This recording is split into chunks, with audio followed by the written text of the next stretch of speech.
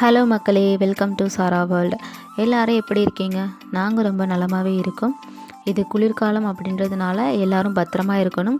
முடிஞ்ச அளவு நீங்கள் சுடு தண்ணி வச்சு குடிங்க. அதிகாலையில் வெளியில் வந்தீங்க அப்படின்னா ஸ்வெட்டர் ஸ்கார்ப் இல்லாமல் வெளியில் வராதீங்க மக்களே. இன்றைக்கி நம்ம ஒரு மூலிகையை பற்றி தான் பார்க்க போகிறோம். வீடியோக்குள்ளே போகிறதுக்கு முன்னாடி நம்ம சேனலை மறக்காமல் சப்ஸ்கிரைப் பண்ணிவிடுங்க.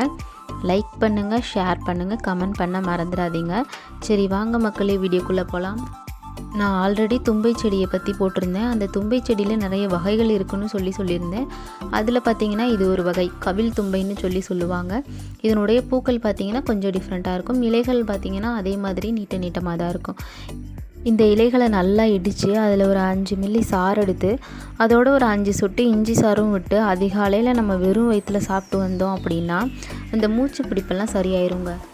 அது மட்டும் இல்லாமல் இந்த செடிகளை நல்லா சுத்தம் செய்து கழுவி அதை சின்ன சின்ன துண்டுகளாக வெட்டி ஒரு 500 மில்லி லிட்டர் நீரில் போட்டு அதை நல்லா கொதிக்க வச்சு சுண்டி எடுத்ததுக்கப்புறம் நம்ம காலையில் அந்த சாப்பிட்றதுக்கு முன்னாடி காலை மாலை அப்படின்னு சொல்லி குடிச்சிட்டு வந்தோம் அப்படின்னா நம்மளோட ஸ்பைனல் கார்டு இருக்குங்க இல்லையா, அந்த முதுகு தண்டுவடத்தில் இருக்கக்கூடிய வலிகள், அப்புறம் அந்த தசைகள் வீக்கம் எல்லாமே சரியாயிருங்க.